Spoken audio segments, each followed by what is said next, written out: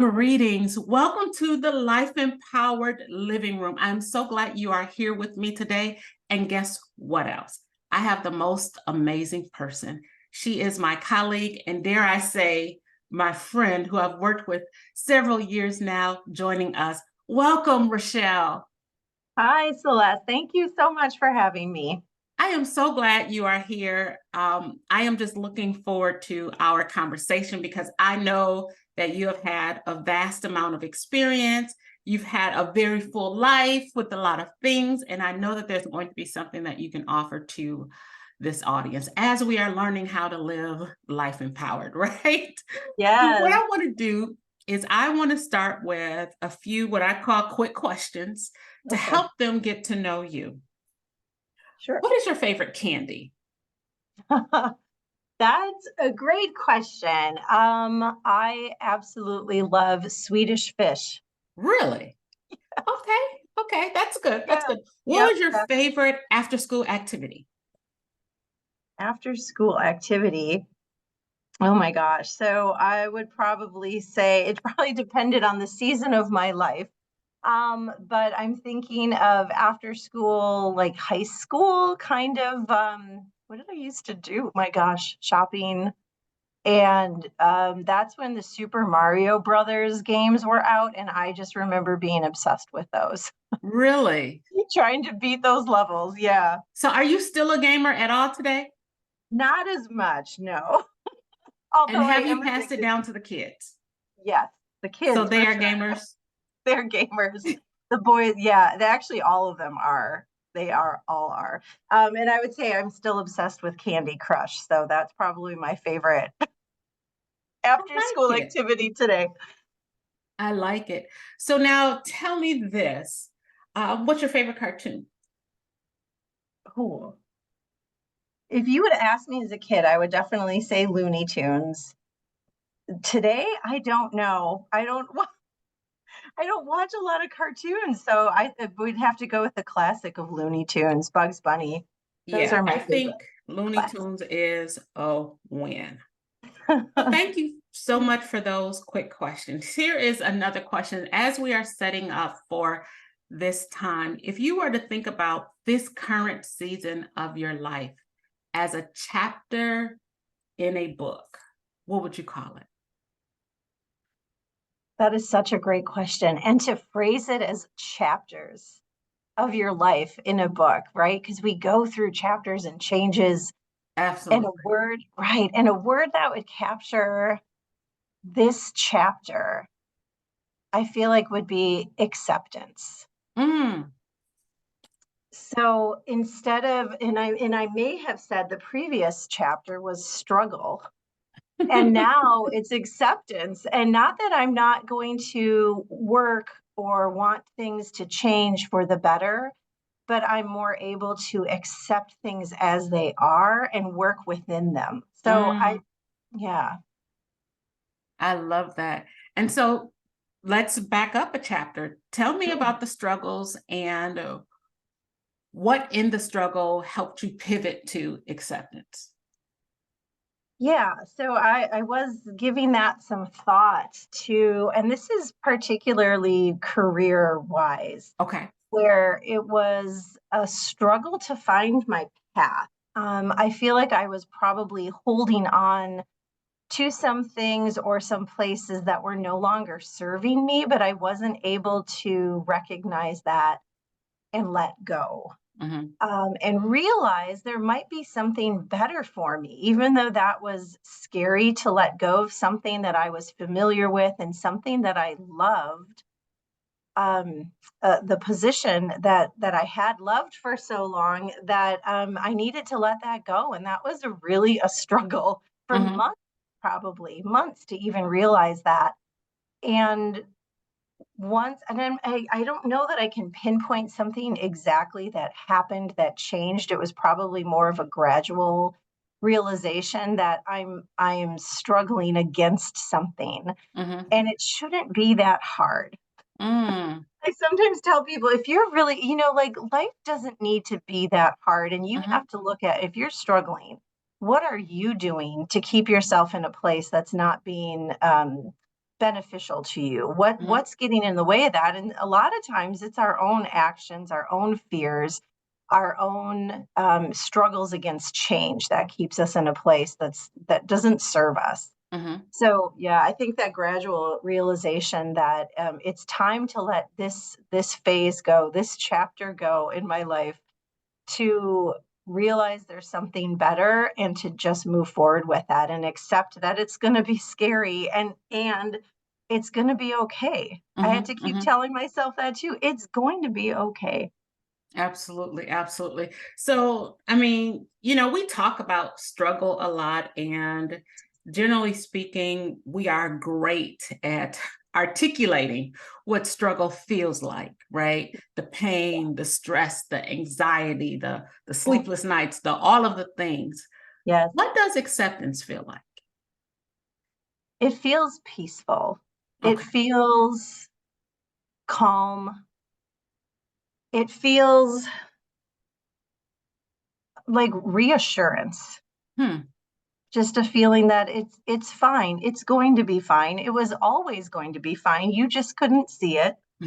Once you accept that or realize that that is part of life too, right? An ebb and a flow, and there's struggles, and there's peaceful times, and there's times to just be accepting of it all. That is what life looks like. It is Mhm. never going to be always stressful, or at least it shouldn't be. And it's not always going to be just peachy either. You have to have both, really, Right. to have, right? To have any kind of growth in life. I wholeheartedly agree with that. One of the things I've been saying, and I've been saying it for years, I heard someone say this. They said, "What are you willing to give up in order to go up?" And so we find ourselves in these struggles or these tug of wars because we say we want this new thing, but we're not willing to let go of the old thing. And so it literally becomes a tug of war because Yep. you can't take the old with you if you're really moving into the new. And so as you're talking, that's exactly what I thought of. But what's also interesting is moving into this new thing. You talked about it being unfamiliar, uncomfortable, and scary. But when Mhm. you talked about acceptance, you talked about it being this calm, peaceful place. And so, like, were you calm and scared at the same time, or what? What did Yeah, that look that's like? possible. Yeah, absolutely. Yes. Yeah, yes, yes. That, oh my gosh, so insightful, because you can be both of those things at the same time. So it can be unsettling and a little scary because you don't know Right. what the next move looks like. But you also, I guess, yeah, it's kind of, what's the word? Adjacent might be the right word to that acceptance. As I had that sense all along, I knew I was going to up in a good place. I knew Mhm. there was something better out there for me. And it still felt scary to not know what that actually looked like. So Mhm. yeah, Mhm. it was both of those things. And sometimes the anxiety reared its head a little bit more than the acceptance. But I always came back to that sense of I've been through this before. I can go through this Mm. again. So that kind of internal locus of control where I can make these decisions and move forward. And I know that I've been in rough places before, and I know that I've pulled through. Mhm. So it's almost like looking back, like, yes, I can see those ebbs and flows. I can see those chapters as they were written about my life. I can see where the pain was and the struggle, but I also see how I moved past that into the good times. And that just maybe comes with experience, but just kind of you can feel all those emotions, but you also know that you're just going to keep going. You're just going to keep writing that next chapter. Mhm, mhm. Now, one of the things that you talked about is your experience. If you were talking to a first timer who had Yeah. never been part of let's just say, a job layoff, or a first time parent, or Mm. just a first time in any major life um, scenario, how would you calm them? How would you get them to the acceptance? Oh, yeah. Oh gosh, so it would depend. I mean, I at some point, even in a young person's life, there may have been things that they've been able to move past or handle previously, and I would maybe ask them to draw on that if there was even a time where they felt scared or unsettled or anxious. How did they do that in the past, and remind them Mhm, their strength and resilience and the knowledge that we never know. Even with experience, you never really know what's going to happen in your life, but you know how you can approach it. I guess that's probably what I would share with them. mhm, uh, and I've shared that with my kids too, that lesson that you can't always change what's happening in your life, but you can change how you deal with it. mhm, You can change how you respond to it. And mhm. that's a little bit of that control that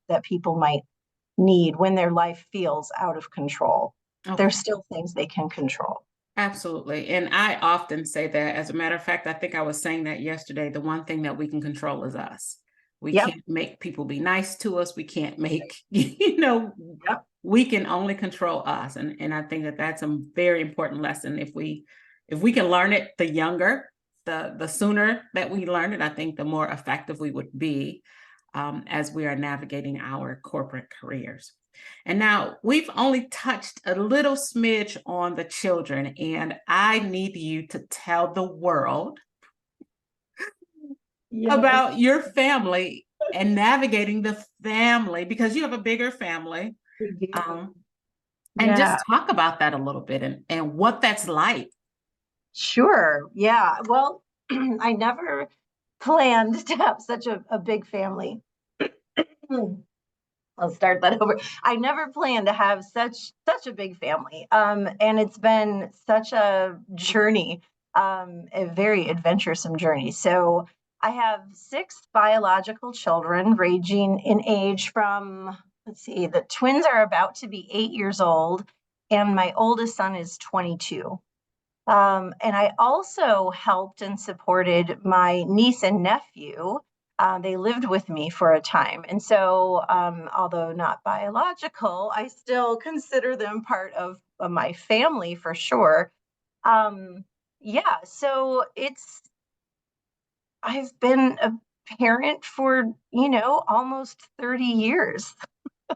Um, and I wouldn't change anything about it. And they're all different and they're all amazing and they all challenge me in different ways. Um, and some of that is also learning to just accept those small people for who they are and Mhm, for what they're going through. Um, but it's been interesting. To see all the growth that's happened. I mhm, mean, not only with them, which of course any parent can tell you is right, just a wonderful thing to see mhm, your child grow and mhm, develop mhm, into their own person. But also just how I've changed in my approach to managing life, managing being a parent has also probably pretty relaxed. mhm, How mhm. I was as a first time mom versus how I am as a more experienced mom.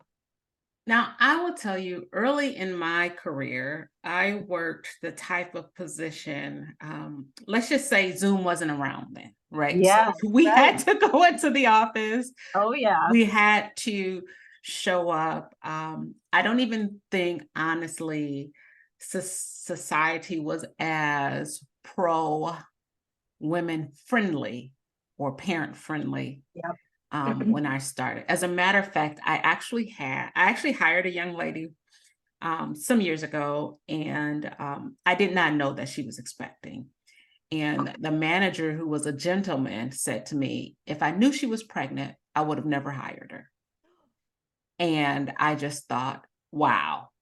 And Wow, so, is great. and I'm thinking about that, thinking about you, you know, navigating a family and a professional career. What was that like for you? Yeah, that is so true. So early in my career, and I was in the office. I mean, there was no choice. That was what you did. And I, um, had the kids in daycare up till my fourth were in daycare full time. Mhm. And that was really hard um, to gosh, I remember waking up at like 6 a.m., getting ready, dropping the kids off by 7:15 so I could get to work by 8 and just oh my gosh, how difficult that was for them and for me. And you're right, and things have shifted um to the point where the twins weren't in daycare at all, and how different that experience was for them, and how different, of course, I mean, right, we can't not talk about the global pandemic that happened and how the workforce shifted to a little bit more well, not a little bit more, fully remote to a little bit more flexible. I keep Mhm. saying a little bit. It's a lot of it. That's Yeah, not a yeah, little change. it's dramatic. Yes. That's a dramatic change that happened. And so the the kids who experienced that as littles, just what a difference. Their parents were home. We were there. We were in school with them for 2 years. And even now, my job is 2 days in the office and 3 days home. Mhm. So I can take them to school. I can be there when they're home, at least those 3 days. It's just a lot more flexibility now than we've ever seen for working Mhm. parents, which is Mhm. just Mhm. amazing. I love it. Love Yeah, it. absolutely. And so Yeah. did you sense or did you feel or did you experience any of the challenges in terms of your own professional growth as a parent? Like in regards to raising a family No, also? in regards to your corporate progress in your career, like oh, I want to be a supervisor or a manager. Well, you can't because you have kids. You can't be here the hours Oh, required. Kind of stuff like that. oh, yeah, I never heard those messages, but I Okay. was really fortunate to work in women-dominated fields. Okay. So the very first job I had, I think, was 98% women who worked there. Wow. It was it was a drug and alcohol rehabilitation center specifically for women and children. So it Okay. naturally attracted women to work there. And of course, in the social services field, um, there tends to be more women drawn to that. I feel like that's probably changed recently, but when I worked there, I don't know, almost 30 years ago, that's how it was. And so, no, when I had my first son there, it was very, very accommodating, and no messages like that, which I'm very grateful because I know people have heard those. Yeah. But I was a manager very early too. So it was in right out of college, after 6 months, I was offered an opportunity to be the manager of the department, and then I started having kids. So I was already in that position, but yeah. That's good. I- That's very good news. And I think what you said, which makes a difference, is that you were in women dominated, organizations or and that, when yeah. people can identify with you and they can relate, it makes a difference. It really does. It really does. It makes a huge difference. So tell me this. When you think about your career, when you think about your family, when you think about, I don't call it balance, I call it the rhythm, right? Managing the Mhm. ebbs and the flows, the ins and the outs of all of the things that you have going. Um, what would you say are three things that you do to navigate uncertainty, right? Because you have your Oh, own life, yeah. right? Now, let's throw on top of that natural disasters. Let's Yeah. throw on top of that Yeah. COVID. Let's throw on Right. top of that social unrest. Let's throw on top of that illnesses. You know what I mean? Like Yeah. in full health, you have a very full life, right? All of In those things. Yeah. consistency, there's a full life. And so, what are things that you do to navigate the uncertainty of um, your life? Mhm. Well, when I think about all of the things that have happened in the last couple of years, Mhm, this is more of a tactical thing. And then I think I know what you're asking, but what I really focused on when so much was uncertain, was grounding techniques. Was mm, just like I almost had to be like, I need to connect to the now mhm, so I don't like spin out of control with mhm, racing thoughts and all this anxiety. I really did grounding. And then sometimes it was as simple as I need to look out the window and I need to say three things that I can see in front of me.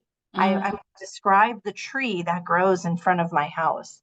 I'm going to look at the color of the sky and say what that appears to be right now, right? I just had to do very simple grounding techniques to stay present. So it wasn't so overwhelming.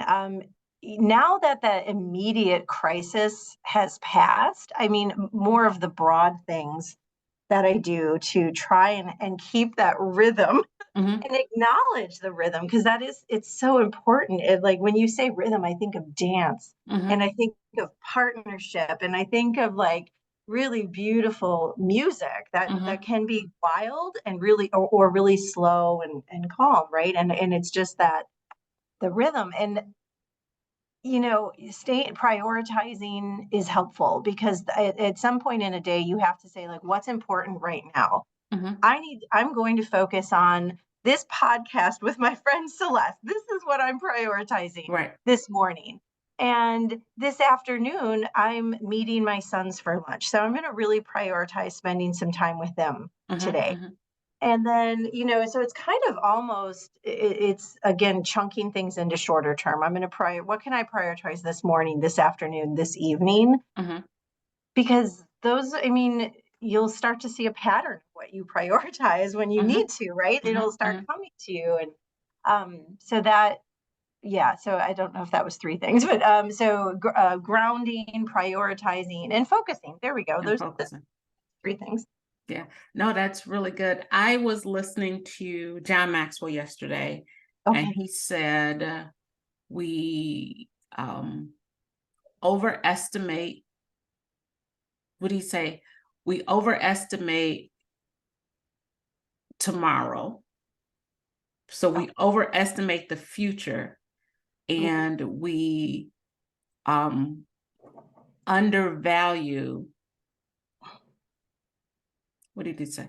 We overestimate, but then we undervalue, we give too much value to yesterday and what was done yesterday, and we don't spend enough time in the present. That's what I'm trying to get to, is Oh, just what you're yeah. talking about, is that focus on the present, because we will do a lot of procrastinating, saying we'll do it tomorrow, we'll do it tomorrow, we'll do it tomorrow. And then we'll go back and we'll look at yesterday and think that we did all of this yesterday when we really didn't. Yeah, right. So, that prioritization of today, and how important that is, Yes. need to make sure that we do that. And so when you think about your things, your prioritizations, your focus and your grounding, what are some things that you do to navigate failure? So failure is an interesting word, and Yes. I don't mean to sugarcoat it. And, but what I think of is what can I learn from that? Hmm. That didn't go. And so I don't know that I would describe many things in my life as failures, but Okay. Okay. but the reality is there's been a lot of things that haven't gone as I planned or haven't gone as well as I've planned Hmm. Hmm. or or sometimes haven't even launched as I thought they would. It just didn't happen. Hmm. Um, and one thing, so in a previous position, we had some workplace values, but they're personal values too. And my favorite was we try and we learn. So it was about trying new things, learning from things that didn't go great or things that would be a failure, and what can you learn from that? What can you do different Mhm, next time? mhm, What can you, right? Like, so so to share this example, one of my older sons got fired from his job. And I said, I am so sorry that that happened to you, because that's rough, right? That does Mhm, not feel great to be let go from a position. And what can you do differently next time mhm, to make sure that doesn't, that doesn't happen? Or, what did you learn from this? And he mhm. just was like, oh yeah, he had some really great responses about managing his schedule better, communicating better. And it was such a great life lesson for him that it wasn't a failure. It was an opportunity for him to do better.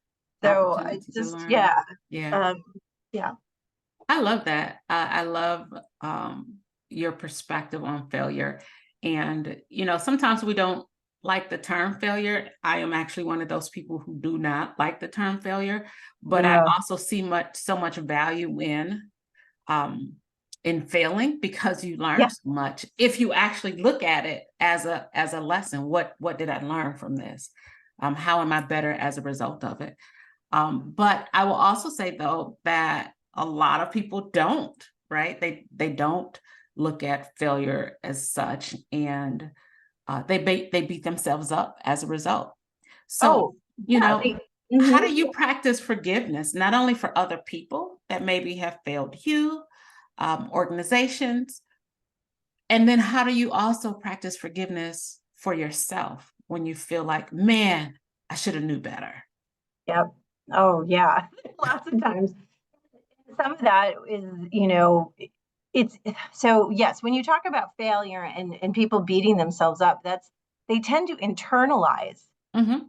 something that didn't go well as there's something wrong with me, Right. or I'm not good enough, or I really can't be a leader, or I can't do this job, or I'm not a good employer, whatever message they tell themselves, that they're internalizing that failure. When I mean, yes, you can look at it as there are some behaviors maybe you were doing that weren't serving you well, and you can change those, right? Those Right, are right. always opportunities to be different. And when I think about times that I know my behavior could have been different or better, um and really being frustrated with that, it is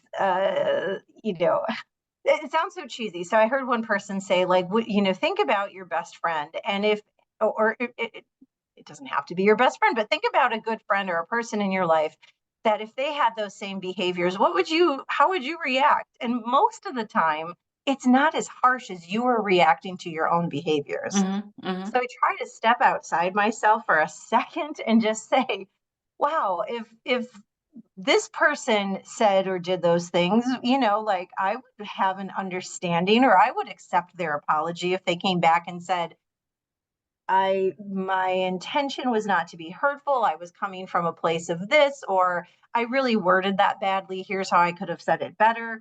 I would be like, okay, totally understand. I've been there. So I mhm, try to use that same grace for myself to say, hey, we've all been there. mhm, People have made mistakes. People learn, apologize, and do better. And it's mhm, okay. mhm, Um, so yes, there's that forgiveness for yourself. And then for, like you said, external things. So organizations or other people who have hurt you. Um, Sometimes I it's hard because you take it personally, right? mhm, If mhm, in order, yeah, mhm, they don't want mhm, me. What? Like, I went through this. I was in, job searching for months, and it was so painful to be sending out resumes and connections and just getting nothing, or getting to an interview and then being told, we're moving on to somebody else who's a better fit. And it just it that's hard, yeah, yeah, right? Also telling yourself that's okay. That wasn't the place meant for me. yep, That, absolutely. right? I That closed door. Yep. I just remember that journey, Yeah. and I remember how it felt for the no's, right? For the Oh yeah. rejection. And it's funny because sometimes I was sad because I got the no's, but then I was also sad when they didn't say anything. I thought that that was worse. Yeah. Like, at least they could tell me they don't want me, they don't want my Right. services. So Oh, I totally it agree. it's just um it's such a tough place. But I will also say that as you were looking at those situations in terms of your job search and receiving the no's. I know that there are times when you have to say no as well because you have to chart your own path. Can you give me an example of when you were like, no, I'm gonna pass on that one? Um, that's a tough one. I'm trying to think when I've needed to do that. Um,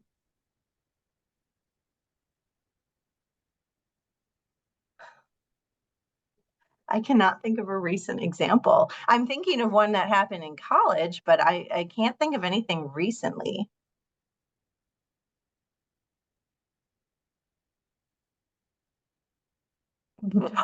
Totally blanking.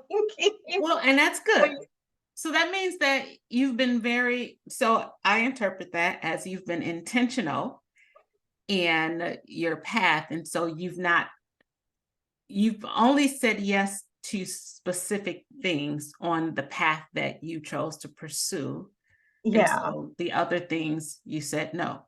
So, so like for us, we always say, like, I'm a person of faith. And so we'll say, I know how to get God to always say yes to me.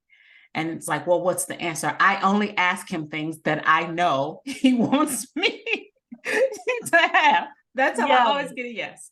So I'm not asking for 5 husbands. That's probably going to be a hard no.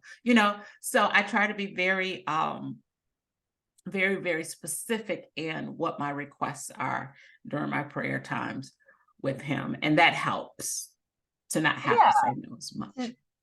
Right. To be And yes. yeah. And so actually, though, as I was thinking about that, it really took me into another question. I hear people say all the time, and I have a lot of thoughts, opinions, and perspectives on things. But I hear a lot of people say, follow your passion. I struggle with passion because um, I think that passion is an emotion and I think it's Mhm. subject to change.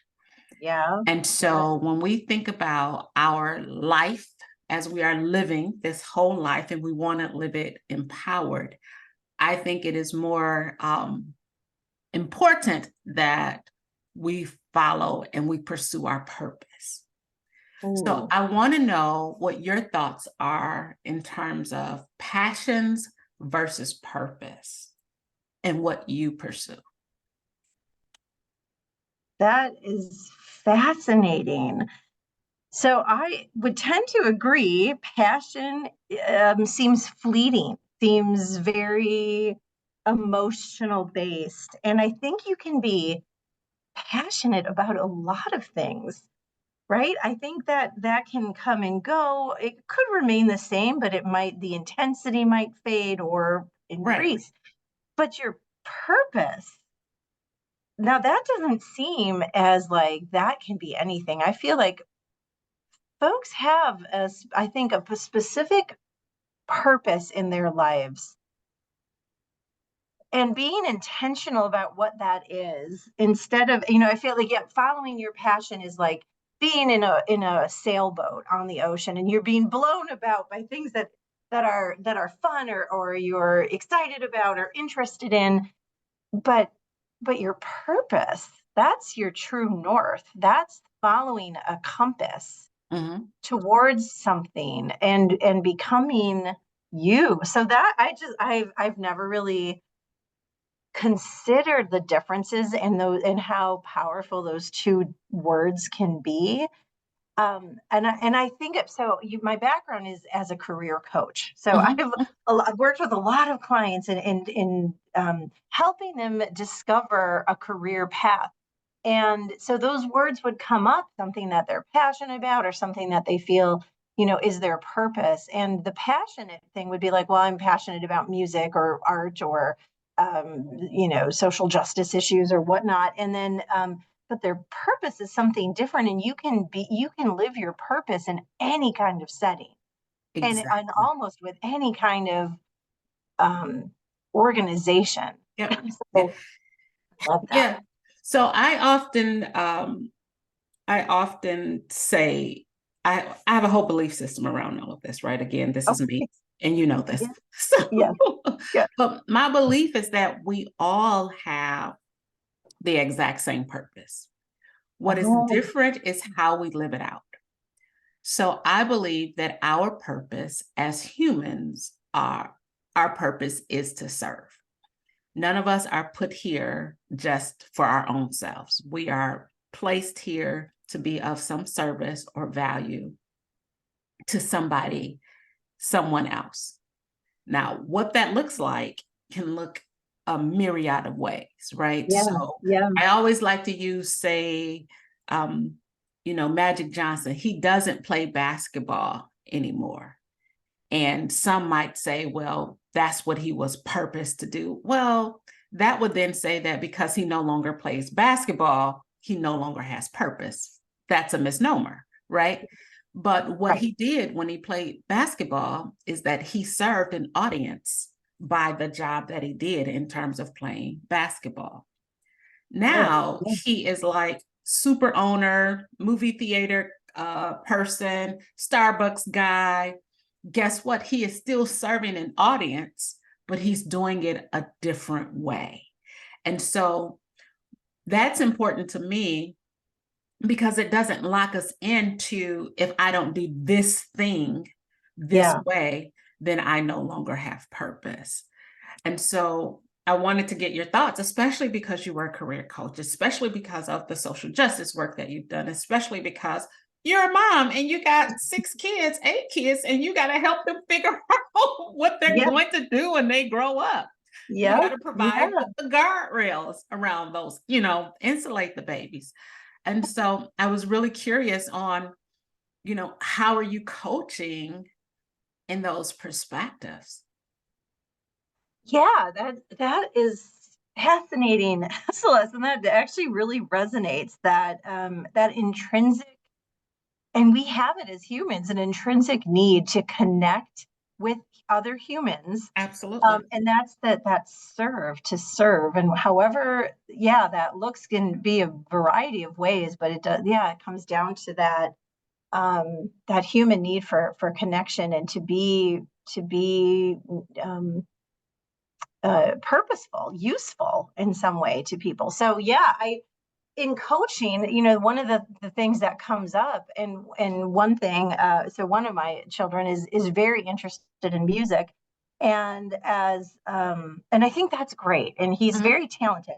And as a career coach, sometimes I it kicks in like, well, what is that? Yeah, so that's something you're passionate about, and how can that serve you at least right now? But what where will that take you long term? And like, do you have a backup plan? That's where my mom mind goes. What's your plan B? I think it's great. Go for music. And what else can you do? And maybe it's so just hearing you talk about that does actually change me to think right now that is his, he is providing that the connection and serving others through music, through Mhm. providing, right, like that Mhm. experience for people. And that's not going to change his purpose, but like maybe how he does it. So maybe now it's through music, maybe later it'll be something else. Yeah, yeah.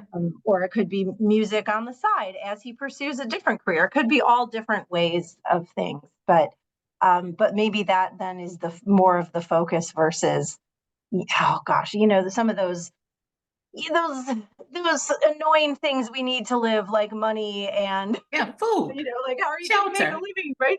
Yeah, shelter and food and all the things you need to have money to afford. And you think about that for your kids too, even in terms of like, what does success look like? Mhm. It's not, yes, of course you need your basic, you need to provide basic things for yourself, a place to live, Right, food, right. all those things, right? But like, it is definitely not about the money. Mhm. um, it is about being true to yourself and living the life that you perceive that's adding value and service to others. That Thank you, Celeste. That really changed a little bit of my perspective on that. So I appreciate that. Oh, well, we're here for each other.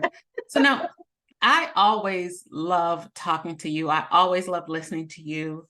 Um, I feel like you have so much to offer and so much to contribute.